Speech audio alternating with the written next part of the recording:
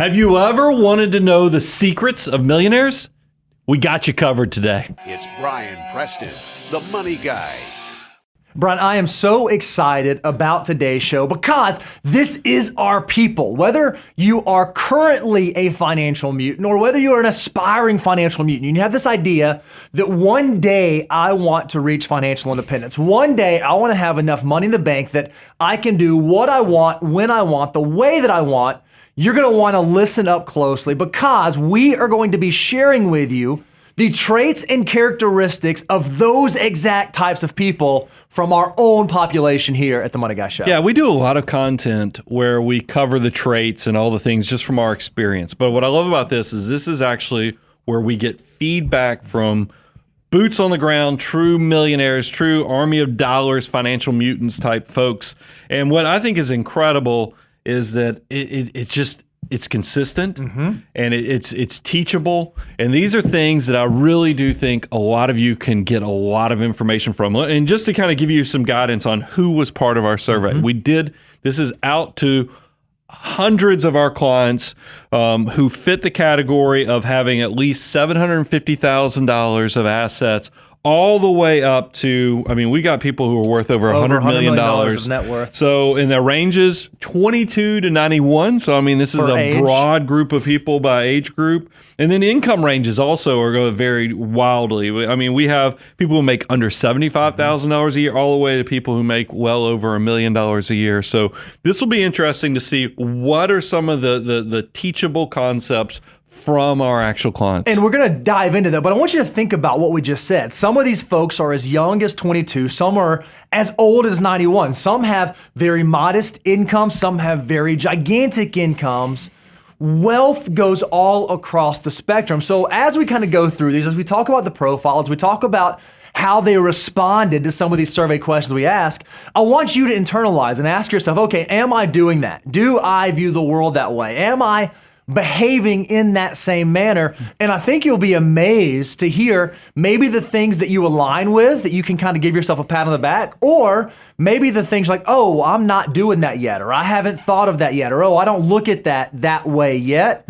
I think it's going to be awesome. So let's jump right in because, like I said, we say these are millionaires because you heard us say 750,000, but realize if you add their houses and their vehicles and their personal property, they're all millionaires, but they have at least 750,000 with us. But I feel like you need to know who they are. So let's kind of break this down. First of all, marital status. Sure. So when we ask them, hey, are you married? Are you single? Are you divorced? Are you divorced and remarried? It was really, really interesting. Most of our millionaires, at least in the population that we interviewed, 84% were married and only about 8% of those were single. The final 8% are either divorced, widowed, or they have some sort of domestic partnership. Not actually married, but they're in some sort of partnership. So it seems like a lot of the millionaires, at least that we interviewed, have the ability to go into a partnership with another person in terms of building wealth for the future. Well, I also think, because nobody likes to talk about the big word of divorce. But divorce, we know, we've done content on it. It is devastating to your financial life. So it does make a lot of sense that to be wealthy and to build wealth, there has to be some consistency. We've interviewed other content creators and authors, and look, divorce does happen, but it doesn't happen a lot if you want to build wealth. So be very aware of that. And then, Bo, what I thought was interesting, because we have a lot of content on, hey, if you're going to do marriage, do you do joint account? Do you do separate accounts? Do you do some combination? What did we, because we asked those questions too. What did we find? Yeah, so when we asked about how they approach that, most do have combined accounts. 53% have all of their accounts combined jointly. So it's not his, hers, yours, mine. It's all ours. 32% of respondents have a mix of both. They have some jointly held, some separately held, and 5% hold things completely separate, meaning that they don't hold anything in joint name, and then the last 10% were not married or were single individuals. So it is interesting for those that are building wealth or moving towards millionaire status, when they make the decision that they're going to go at this journey with someone else, over half of them said, you know what, we're going to do this all together. We're going to put all of our eggs in one basket and figure out how we can have a solid plan moving on in the same direction, making sure that we're on the same page. Now, that's not to say that you have to do that way, but it is interesting. The majority of folks that are married said that's the way they go about approaching their finances. And you could expand to say 85% do some combination. Because look, we also know life gets complicated. I mean, it's easy to say do everything as joint, but we know sometimes you have marriages, a second marriage, or you have a marriage later in life, and or you have family assets that you've inherited. There are unique things in the financial planning world that you need to be aware of that might create that situation where you have to have the mixed of both joint as well as separate assets. But I still think it's interesting that 85%, according to our survey, are, with the majority being everything's joint, but a large portion of them are doing some form of joint or slightly, but they have combinations in there. That's there's something to be learned from that. I love it. And this next stat I think is so interesting because I think this one is going to dispel some popular thoughts out there. We actually asked the question, how old are our millionaires? How old were you when you reached millionaire status? What age were you when you crossed over that? And it's really, really interesting. You know, if you think about TikTok and social media and Instagram and all these pictures of wealth that we see, when we actually looked at our respondents, for the folks who answered our survey, only 2% of respondents hit millionaire status between the ages of 18 and 34. These young folks making millionaire status is just not the norm. They are the outliers. They're not the rule. So, and I wanted to compare our results to what we kind of know out there from reading books and doing research. We know that by the research of, I believe it's Millionaire Next Door, or was it Ramsey Solutions? I think it's Ramsey Solutions that came out with 49 years of age is the age of that most people cross into that 7-figure threshold. And I've always made the point that that's amazing how it's really after you've had 20 to 25 years of compounding growth where your money's building on top of each other and it comes together right in that mid-40s mark. Look at what our data shares. Sure enough, 35 to 44-year-olds, that's 27% of our clients. If you look at the biggest group, it's that 45 to 54-year-olds.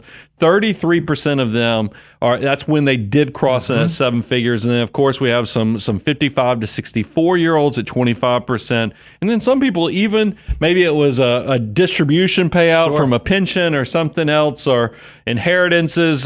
But so there was 13% that were 65 plus. Now, what I think is so interesting is the question that we asked was, at what age were you when you crossed millionaire status? And you can see that happens later on in life. We're going to share a number with you later on as we go through the survey about when people started getting excited about personal finance.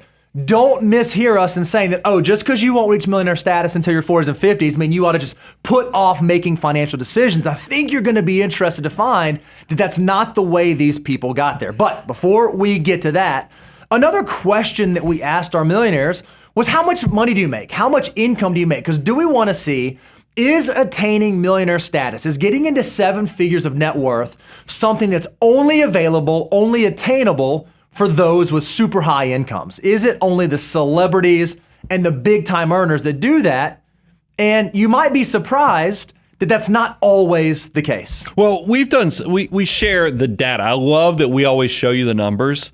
And I believe anyone at any level of income can actually create wealth. And we'll get to the matter of where time comes into that wealth building component. But it is interesting because I know from working with clients from education, where we have teachers and others who have just been great savers. I grew up in a household where we were great savers, just not natural investors. But we do have clients, great savers, not huge incomes, but they do reach 7-figure status. And you cannot see that. Now, look, of our clients, under $75,000 a year, it's only 3%. That's right. For the 75 to 100, it's 6%. $100 to $200,000 a year, it's 18%.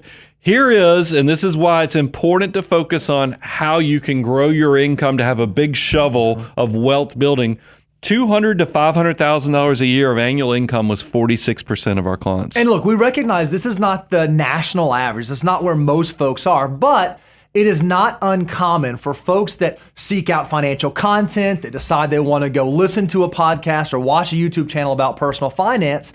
They generally start cluing into that when their life gets more complicated, when things start to become harder to navigate.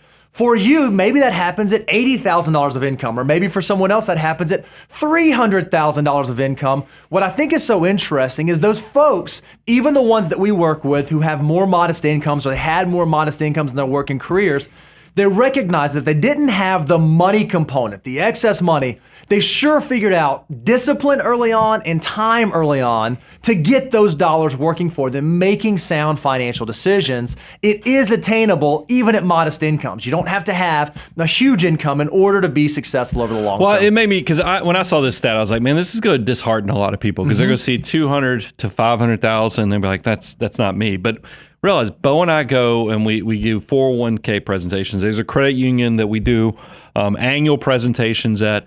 And look, they have a great matching program. They're very generous to their employees. And what I find interesting, we show every year, typically, that somebody who makes $50,000 annual income, if you start saving, take advantage of your employer match, which is step number 2 of the financial order of operations, they become multi-millionaires even with modest income. So you can do it. Don't let this data, we want to share it, but also use this to energize yourself in multiple ways. First of all, anyone can do it, but also try to figure out how you can expand your income. And that's a great segue into the next thing we tried to cover, Bo, which was would they go study? What's their education background to start making this type of money? When it comes to attaining wealth, are these people that are highly educated in terms of super prestigious private universities, or did a number of them go to public universities? And it's interesting, when you look at K through 12, 78% of our respondents went to public school systems for kindergarten through 12th grade.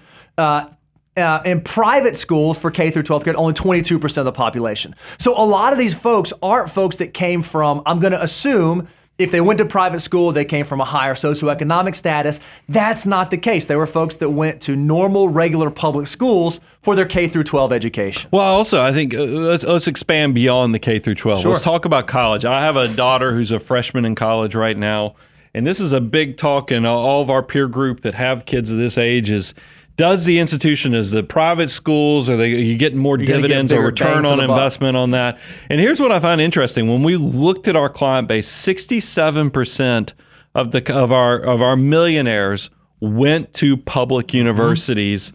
So that there's something to be thought of there. Is that, and look, but I asked you, because when we were doing the prep on this, I was like, how does this all work out with the fancy education? And maybe that lends itself to the career path of realizing there's more to learn here on focusing on what your passion is, get the best education in the most affordable way, and you'll be rewarded. Yeah, it's really interesting. So when we think about what actually comes from your education, most of the time, certainly when it's higher education, you're thinking about the degree that you study, right? Or the degree that you earn across the curriculum that you study, and how much do you actually use that? One of the things that I think is really unique about our populations, when we ask them, how many of you actually work in a field related to the major that you went to school for, we found that 72% of our respondents work in a field connected to their career. That was sort of mind-blowing to me when I think about the national average for that statistic. Well, yeah, because you have to have some context here. Because if you see this, you're like, man, okay, so close to 3/4 of these people are working in their field of studies. Surely that's everybody, right? No. Well, here's what's interesting to me, and this is a pretty consistent data point we've covered in the past. 73% of the general public actually do not work in their field of study, and that is wrong. That we've created this education system to where people. That we need to have more curation, more guidance, more consulting on, hey, make sure when you go to college that you really start working on that why factor so that you can, because the data doesn't lie in the fact that a lot of successful people do indeed go to college with purpose and end up working in that field of study. And look, it's no surprise. We know that one of the 7 habits of highly effective people is that they begin with the end in mind. So even when you're going into college, or if you have a child or a family member, or a relative or a friend that's going into school, they ought to be beginning with the end in mind. When I get this degree and when I get out, what do I ultimately want to be doing? And what do I believe the return on that investment is going to be. Now, there are tons of calculators out there where you can actually go look at a program, look at the degree, and you can actually see what the return on investment based on average salary for that degree and position is. And it's remarkable. You can make much more informed decisions today than you could have made 20 or 30 years ago. So you want to be thinking about, is what I'm studying in college, not just what I'm going to be interested in, not just what I'm going to be passionate about, not just what I think is going to be fun. Is it what I actually want to potentially spend the rest of my life and my entire career doing? Well, and that's what I want you to have, that purpose life where you wake up feeling like you are working or doing what you were put on this planet to do. And a lot of that comes into also mindset. You hear a lot of people talk about optimists versus pessimists, and I feel like in a world right now where we have conflict, we have divisiveness, it is one of those things you have to ask yourself. And I know and I've shared this on previous shows, so my wife's not going to get too mad at me. But I know when I went to, we went to, probably after 7 years of marriage, we saw a counselor. Sure. And one of the most powerful things that counselor told me is that inner voice inside your head. Be careful how you let it lead you and direct you. And what really she was sharing with me was, hey, have a positive outlook. When you start thinking negative thoughts towards your spouse, ask yourself, is this really the reality of the situation, or am I putting a negative spin on this? Because we asked our clients, do you consider yourself an optimist or a pessimist? Because I think if you control that inner voice and turn it into something that's encouraging you and pushing you to look at the positive or the glass half full moment of everything you experience in life, you're going to find there's a lot of consistency that successful people tend to be positive. And what I love about this is if you have that mindset that, the glass is generally half full, things are better than I think, it's going to motivate you to do better things. You're probably going to do your job better. You're probably going to interact with your significant other better. You're going to interact with your children better. You're going to make decisions about saving and building for the future better. If you believe that things, more often than not, are pretty good. You have a lot to be thankful for. Even if everything isn't exactly the way that you want it to be, that optimistic mindset will keep you moving in a positive direction. At least in my experience, when I interact with those folks who are always down, they're always negative, they're always a victim, they're always thinking something bad is happening to them. It's very interesting when you watch the choices and the decisions they make around a myriad of things, whether it be money, health, relationships, finance. They tend to not make super optimum decisions. And I think it's because they have that mindset completely out of whack. Well, we've shared before, and I want to give some context to it, is that we don't think victims or villains win. That's right. And I think a lot of people, it's easy right now to feel like the system's working against you. But the problem with, and we've shared this, is that even if there is pressures that are working against you, you can control that. That's right. So you have to figure out, okay, in negative situations, and I think one of the superpowers I've always shared working with clients, building our own wealth, is how do you turn negatives into positives? And one of the things is, even if you have a system that's working against you, figure out, hey, okay, what am I going to do to kind of move forward? I saw, I can't remember if it was on Twitter or where I saw this quote, and I thought it was pretty powerful. It said, pessimist sounds smart. And that's kind of like the if you're watching the Muppets, the two old men that are shouting out, jeers from the cheap seats up above. But then it continued on, it said, but optimists get rich. And I think there is something, because our data shows 77% of our millionaires are optimists. I want you to challenge yourself when you start feeling like, hey, I can't go forward, I can't do this, or the system's against me. Remember, 77% of successful people consider themselves optimists. The system is growing because of innovation, technology, opportunities. Go make the most of it no matter where you are. This next question that we asked I thought was super interesting. We just asked millionaires because we're curious. Again, this is about behavioral decisions that they make that likely impact other areas and facets of their life. We said, how often do you exercise, right? You're a millionaire, you reach the status. How often? It was really interesting. Only 15% of our respondents said, I don't exercise. I live a pretty sedentary lifestyle. I don't do a lot of active things. The vast majority said they're doing something throughout the course of the week. 13% said that 1 to 2 days a week they're exercising. 49% said that 3 to 5 days a week they're exercising. Then another 22% said that most days they're doing something active. They're doing something to take care of their bodies, to get out there, to get moving. I think that probably is very much tied to the optimistic mindset of, man, I'm going to be here for a long time. There's a lot of stuff I still want to do. There's a lot of stuff I still want to accomplish. And this is the only body I got. This is the only one that I get on this earth. So I better take care of it over the long term. Well, I think we've covered it so much is that the YOLO crowd that says, hey, tomorrow's not promised. The reality is that most of us are going to live to be in our late 70s. So you better start planning accordingly. And I think there does come a point, I know I experienced it, where you realize, while you're young, you can do anything you want, and just your youth kind of just, you hit it with enough momentum, it powers you through a lot of stuff when you're young. You can go out late, you can, put substances in your body and still wake up the next morning and be okay. But as you get older, you realize that maybe this isn't the right way to do it. And I thought it was interesting. Warren Buffett did a documentary that was, well, I don't know if he did it, but he participated in it. It was a documentary on HBO a number of years ago. And what he starts off the entire documentary where he's talking to a class of students where he says, hey, I'm going to tell you this. You can buy any car. I'm going to give you the opportunity to buy any car that you want. But here's the problem with this opportunity I'm going to give you. You have to drive this car your entire life, meaning you never get to trade it in. You don't get to change, where you have different phases of life where maybe a minivan works here or a Ferrari works here. No, you get one choice. And then he kind of closed out with said, I'm talking about your body, by the way, because you only get to do this once. And you're going to realize that your best asset for producing income and growing, eventually it's going to be your money working for you, but you've got to have a way to kind of be the CEO of that entire enterprise. So you better keep your mind as well as your body healthy so you're here for a long time and in a good way, because I don't want you to be 60 years old or even 55 years old and you have financial independence, but you can't go up and down stairs anymore. Yep. You can't go travel and make memories. Keep your body healthy so you get the maximum version of the life you're building for fulfillment's sake. I have a question for you, Brian, because I love that right now we have this live chat going, so I can see like real-time audience feedback coming in.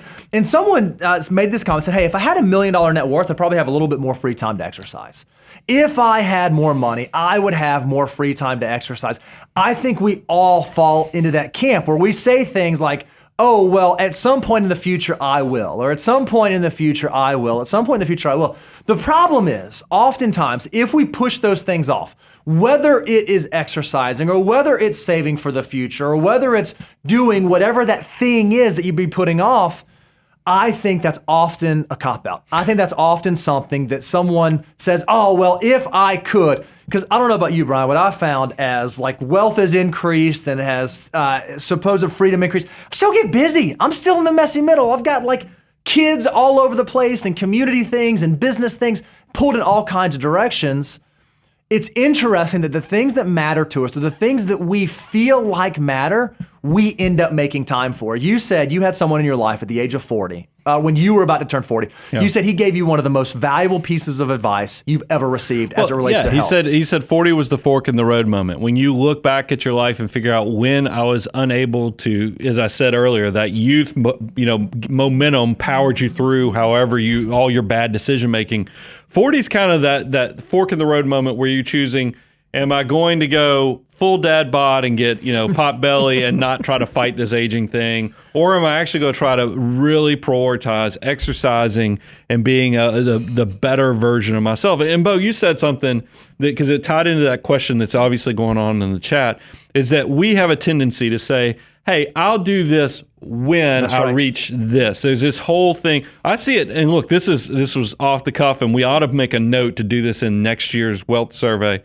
I see people do that with kids. When do you have children? Oh yeah. And a lot of people, and look, this is the plight of a financial mutant. Will say, I want to make sure I am completely financially stable before I start having kids. And I've shared, because I'm now old enough. I have my first in college. I wish I'd have started with the whole kid thing 3 years earlier. Sure, But yeah. nobody was giving me the mentorship to say, because I was trying to be such a diligent saver to make sure I could afford everything before I did it. But at some point, you need to kind of take that begin with the end in mind approach and start doing the math and realize you're on the hook for 22 to 23 years, not 18, because you're probably going to be more involved and you want to back in. So take that into account too when we're having this mindset focus. We're talking about exercising here, but I think that comes into play with kids too. Brian, there's another question that we added, and this one I think is so interesting right now. This was not on our survey previously, so this is a brand new question, hot off the presses. Yeah. That's hilarious. Hot off the presses that we asked this year. Obviously right now, housing is a difficult thing for most folks to navigate. They're trying to figure out how to catch up in this housing market or how to get onto the home ownership train. We were curious, when it comes to millionaires, we wanted to ask this question.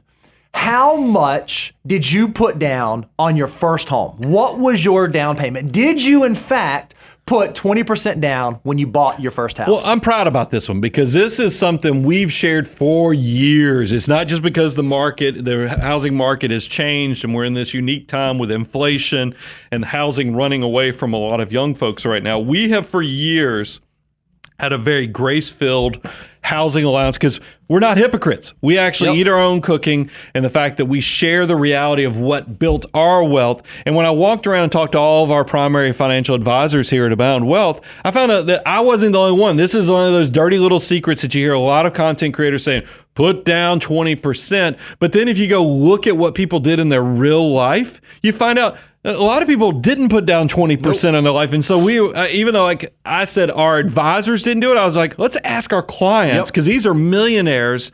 Did they put down 20% on their first house? And guess what? They didn't. Only 18% put down 20%. 82% put down less than 20%. And we stratified it even deeper. I'll let Bo cover that. But this is freeing for you guys. We've been very consistent. We've been on the front edge of trying to tell you guys, work on that exception of that first time home purchase. You have the ability to try to be flexible to get you into that house a little bit sooner because we know it's hard to get into that first house. Now, here's the caveat we'll throw on there. When it comes time to buy your second house, and I don't mean like expand your real estate empire, I mean like upgrade. When it's time for you to go out of your starter home into your next home, then you do need to put 20% down. We don't waver on that one. But for that first purchase, it's not uncommon. Our millionaires, 27% of those interviewed put down less than 5%. 31% put down 5 to 10%. And then another 24% put down 10 to 20%. You already said this, Brian. 82% of the millionaires that we talked to did not put 20% down on the first house. So stop putting that undue pressure on yourself. If you are a young person out there, or a new home buyer out there trying to figure out how to get in the first home, make sure you follow the metrics, come up with a good down payment, make sure you keep your housing costs within 25% of your gross income, and you too can get on the ownership side of the equation. Yeah, I think that's a liberating fact, and hopefully we'll kind of put an exclamation point on a thing. I'm glad we added that question to the survey. Bo, I want to talk about, because I want to pivot a little bit, and now let's talk about what did they do? I mean, how did people get to this situation? Because we hear so much in society that, and I fell prey to this when I was a younger person.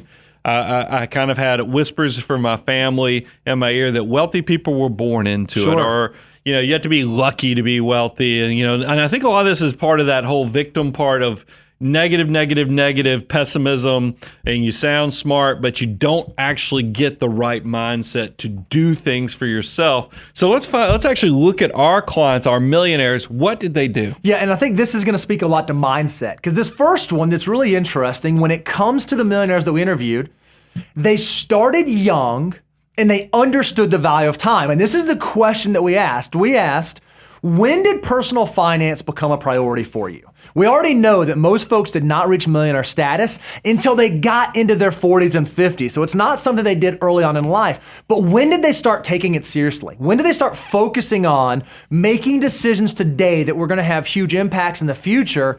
And it's really, really interesting. That age is much younger. 35% of our respondents got serious about personal finance between 18 to 24. Meaning when they either got out of high school or got out of college and started in their career, they got serious. They recognize there's something to making sound financial decisions now that are going to pay dividends in the future. Another 41% got serious about it between 25 and 34.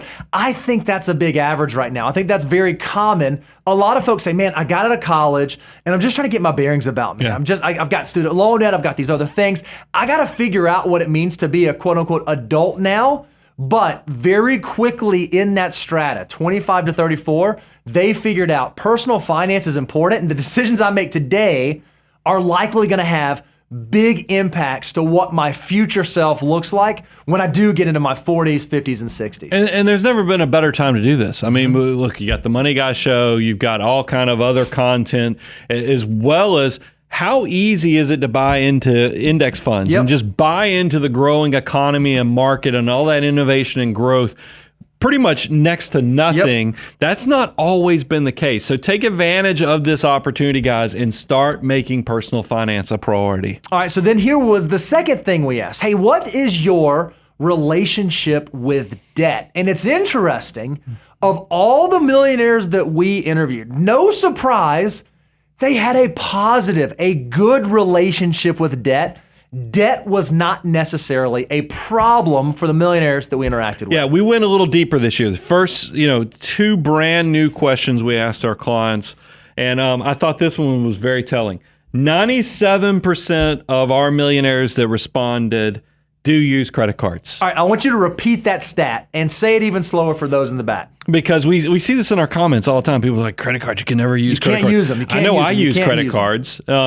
So credit card use, we've always shared, we're okay with that. Credit card use is not a disqualifier of becoming a millionaire. 97% use credit cards, 3% do not. But here's the point that I need everybody to hear. 99% of our clients pay them off monthly. Now, this was an anonymous survey, so we don't know who the 1% is. You can imagine, as a financial planner, we're probably like, we're like, wow, what's going on? Who's the 1%? That's not supposed to be there. Because that is different from what we share. Like I said, we eat our own home cooking, and the fact that we are okay with credit card use. But credit card debt is no-go land. You do not have credit card debt, because we don't have anybody who comes in as clients. I guess we have 1%. But we don't have people come in and they say, you know what I need a financial planner for? It's because I have all this credit card debt. It's just most people who are good with money have that natural discipline that allows them to avoid this danger zone, which is credit card. So credit card use, okay. Credit card debt, no way. I didn't mean to rhyme. Put that on a t-shirt. Did you hear that? Y'all go ahead and write that one down, please. That's going to go on some merch. So the next question we asked, okay, well, let's talk about student loans. This is obviously another super hot button topic right now. And we asked the question, for you to get through your advanced studies, did you have to take out student loans? And it's really, really interesting. 36% of our respondents did have student loans. So what's that? 4 out of 10, roughly 3.5 out of 10. 64% of our folks said, no, we didn't have to take out student loans, or that was not applicable to me for some other reason. So there wasn't, of the millionaires that we utilized, or the millionaires that we interviewed, not a ton of them had student loans, which is maybe a little bit different than the population today. Now, this was one of those things. I came into our show prep meeting, and I noticed we had stratified how much student loan debt our respondents had provided. And I said, but what's the value of showing these different thresholds? Because we didn't make a slide for it, but we know how much student loan debt. I just went through all the different debts how much student loan debt they were actually subject to. And you had a great point. That 36% who took student loans, what did you see in the data that I didn't see when I first looked at it? They were responsible with how they did it. Listen to these numbers. 11% had less than $10,000 in student loans. 19% had between $10,000 to $50,000 of student loans, and only 6% graduated with greater than $50,000 of student loan debt. That is really encouraging to me because you hear us say this all the time. If you're someone who has to go out and get student loans, and by the way, there's nothing wrong with that. It's not awful if you have to have student loans. We can't control the circumstances through which we're born into. We may not have the availability, the family availability to pay for education like some of our peers may have. But if you need to go get student loans, the way that you can do that responsibly is you don't want your total student loan debt to exceed your first year salary. The amount of money you think that you'll be able to make in your first year with that degree, you want to keep your total student loan debt below that. Well, $50,000 is a pretty interesting number. The vast majority of our folks who had student loan debt, all but 6% of them kept it below $50,000. So they were responsible. Even if they had to go out and get it, they made decisions around the universities they went to, the type of price they paid for school to keep that in check. Yeah, I mean, I think it's so interesting because it's going the other way with it. 94% of our respondents had debt less than $50,000 if they had to make use of student loans. So that means that they were very purposeful. Maybe don't go to the private college that's out of state or even the state college that's out of state if it's going to require you to run up student loan debt. You know, pay attention to what you're going to do for a living. There's nothing wrong with pursuing your passion, but I don't want you to go pursue your passion if you know that that is going to be like education. If you know you're going to be a teacher, don't go run up $200,000 worth of student loan debt because you know that the return on investment compared to what the earning potential, when you compare the debt to that earning potential, you're going to always have the weight of that debt on top of you. So if you're going to choose a profession like social work, teacher, or other things, nothing wrong with that. That's actually something that should be encouraged, but just go in it with your eyes open and know maybe I need to go the first 2 years to community college and then maybe I transition from community college right to the state school down the street that still my diploma is going to look like it came from that big university. But I come out of college with low student loan debt so that I hit the ground running. Even with my modest income, I hit the ground running on having a life that I actually get to live versus having all that repressive just weight of debt sitting on top of you because you didn't begin with the end in mind. I love it. Another thing, when we asked our millionaires how they behaved and decisions they made, one of the things that was pretty prevalent is they practice the FOO. They understand the financial order of operations and the importance of knowing what to do with your next dollar. How do I work through the steps of the financial order of operations to make sure I'm doing things in the right order to arrive at the outcome that I want to be. Well, come on now. If you go say financial order of operations, we have new listeners. You know, if you think about it, over 40% of our video views are coming from people who've never seen it. So if you think we're repeating stuff, welcome, because, hey, there's 40% that are brand new to this. They might not know the value and power of the financial order of operations. So I want to encourage everyone, go out to moneyguy.com/resources. You can download the free deliverable with the 9 steps of the financial order of operations.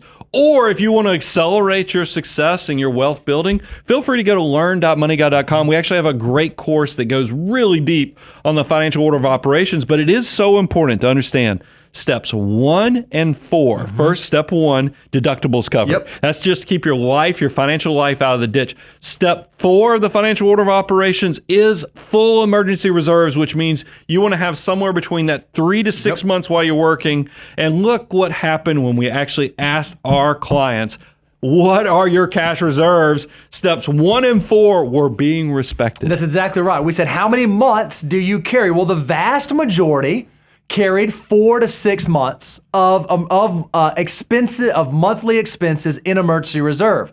Another 10% carried 7 to 9, and then 30% carried 10 to 18 months. So those are probably those folks who are nearing retirement. They're getting ready for that. They understand that 3 to 6 months is a great emergency reserve while you're working, but then as you move close to financial independence, as you move close to retirement, you do want to expand that.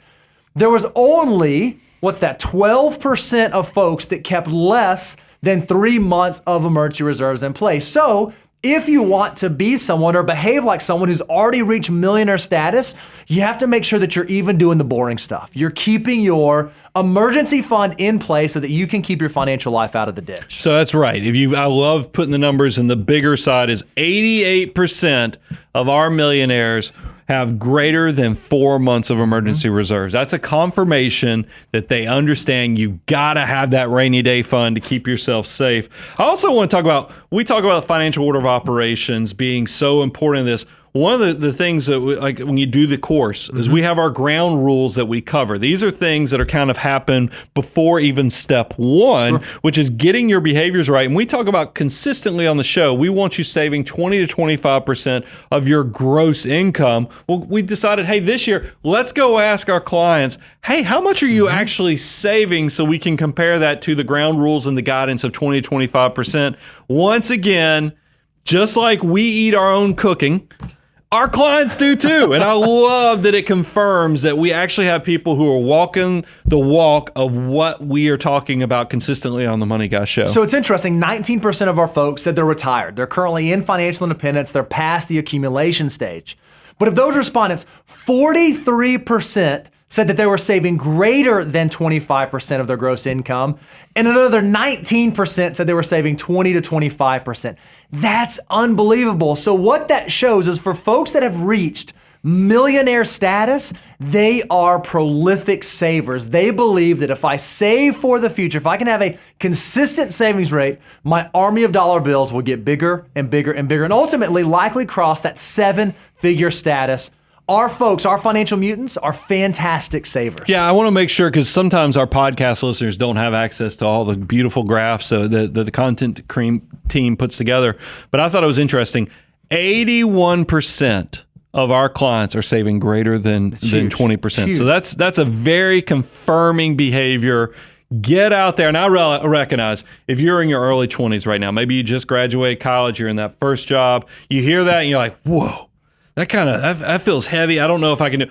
It's okay that it's aspirational in the beginning, but I really want you, every time you get a pay raise, every time you think about, am I being good with how I'm making spending decisions, you should always in the back of your mind have the thought that I know millionaires, people who are actually successful, they practice this behavior of actually deferred gratification, of discipline, of spending less than they make so that they can actually invest greater than 20% of their income. And so no wealth survey would be complete without asking the respondents, what was your key? What was the key to success? What was the thing that you think got you there? How did you do it?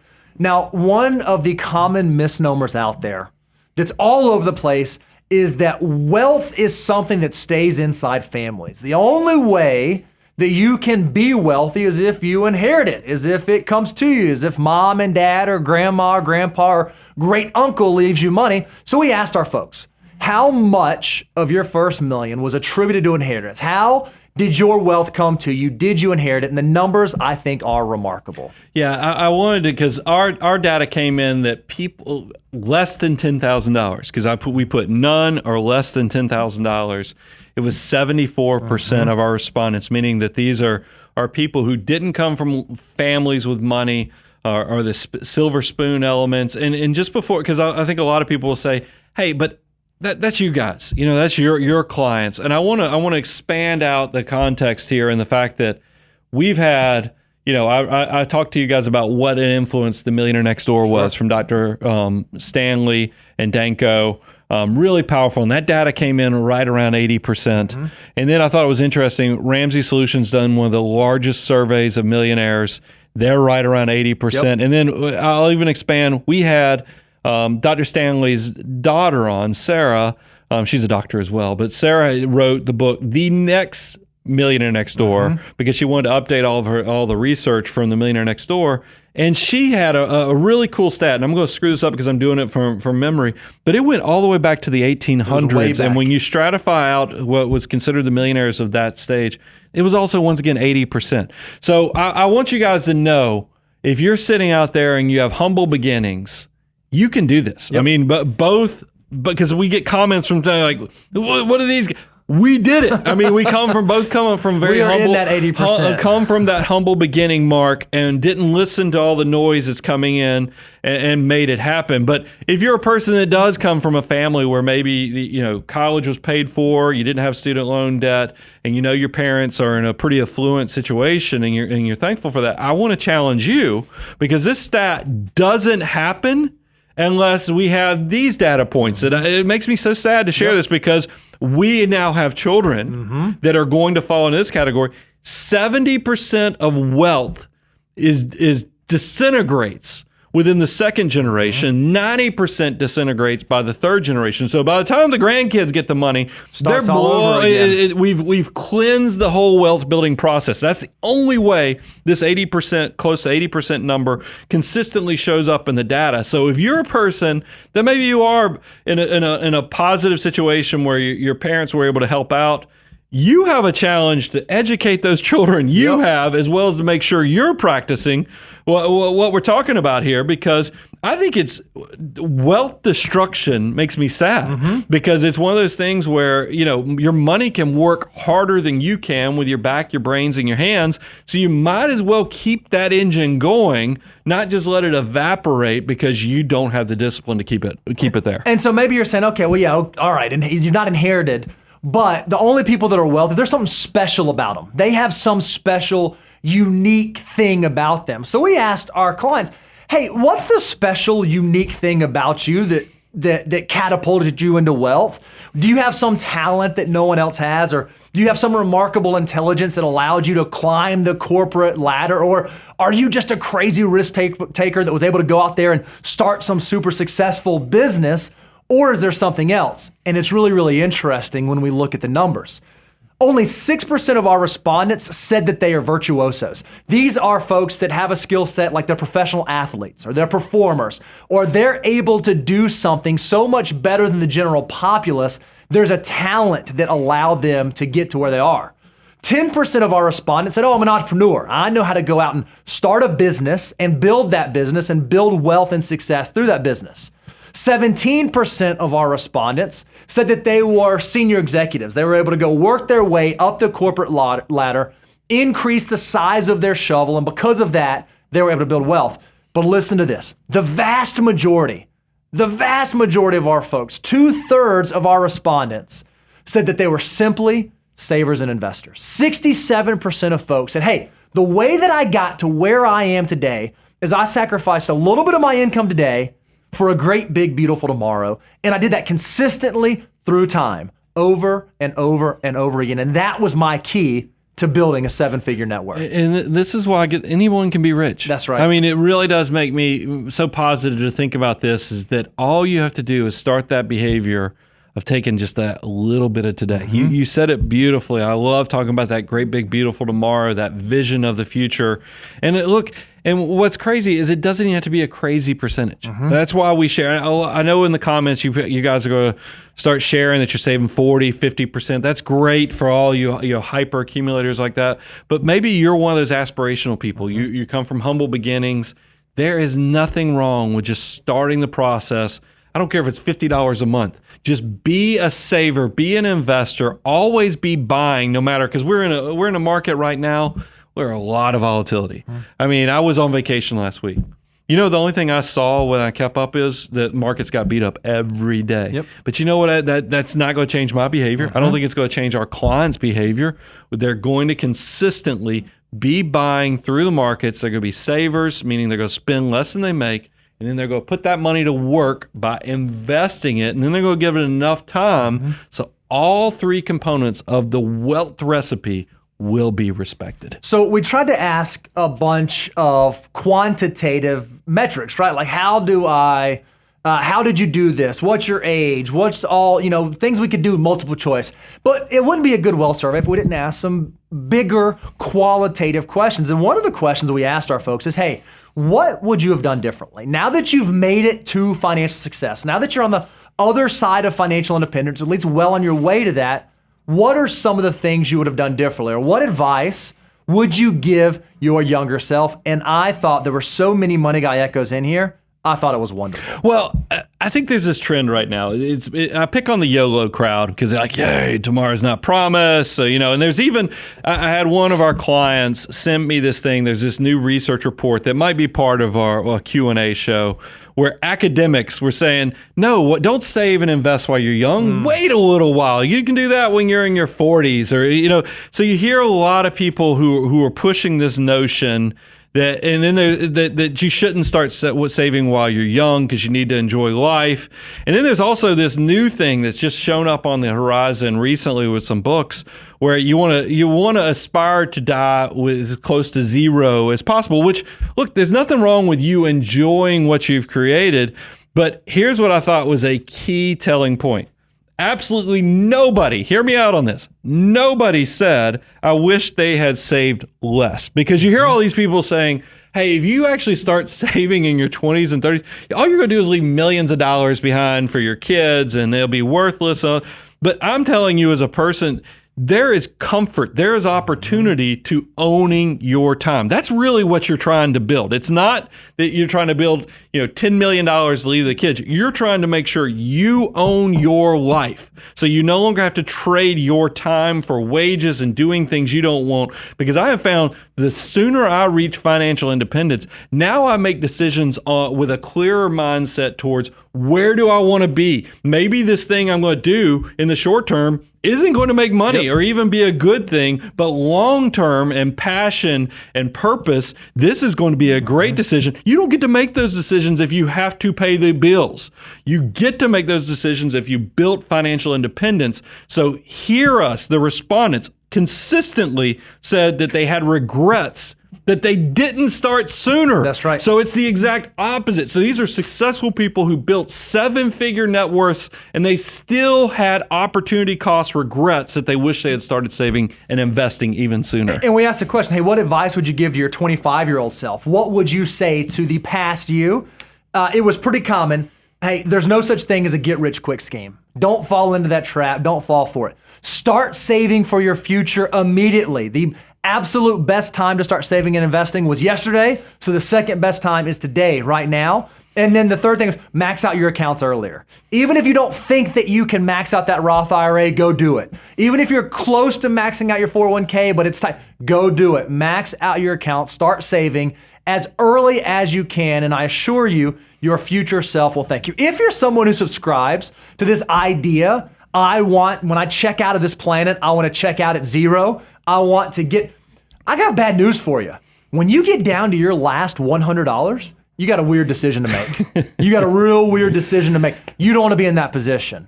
It is not a bad thing to save early and build some flexibility into your system so that you can do exactly what you said, what you want to do, when you want to do it, the way that you want to do it. So we just talked about advice you'd give your 25-year-old self. How about misconceptions? Because these are people who've actually done it.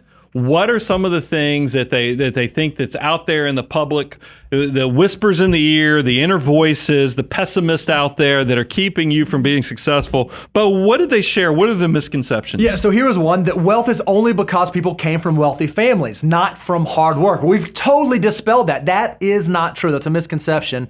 Or that it's only for the elite. Building wealth is only for the folks who work on Wall Street. That's not the case. Anybody can build wealth, no matter where you come from, no matter what your education level. If you have the behavior down, you can build wealth over the long term.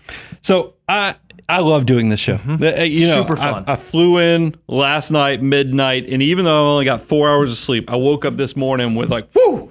I can't wait to get in there. I almost turned that into a full Ric Flair because I was so excited about getting in here and sharing the results, because this is people actually telling you as transparently as possible, how did I make my money? Yep. What are the behaviors? What are the decisions that work? So a lot of you are probably getting just as fired up as I am. And you're like, hey, I'd like to be a part of a survey like that, because I feel like, and I love that we get good participation from our clients, because I think there is this, you're listening and you're watching a personal finance content show. You are obviously already passionate about this content. I would be a horrible businessman if I didn't say, if you would love to be a part of our wealth survey next year, all you have to do, go to Abound Wealth, work with us. We work with clients all across the country who love sharing this stuff. And consistently, you can see that we're aligned with everybody else who eats their own home cooking in the fact that what we talk about, we actually practice. And it's the same way with all of our primary advisors. Go check it out. What do you have to lose to be part of this? Because it's very fulfilling to watch people maximize the opportunities they have. If you want to know more about all the stuff we have out there, you can go check out the website, moneyguide.com. You can go check out our resource page. If you want to do a deep dive in the courses, go check out learn.moneyguide.com. And if you think that you're at the place, you're ready to take the relationship to the next level, go to aboundwealth.com, moneyguide.com. Check out the work with us, and we would be so excited to talk to you. I'm your host, Brian Preston, Mr. Bo Hansen. Got Reby and the rest of the team in the wings. Money Guy team out.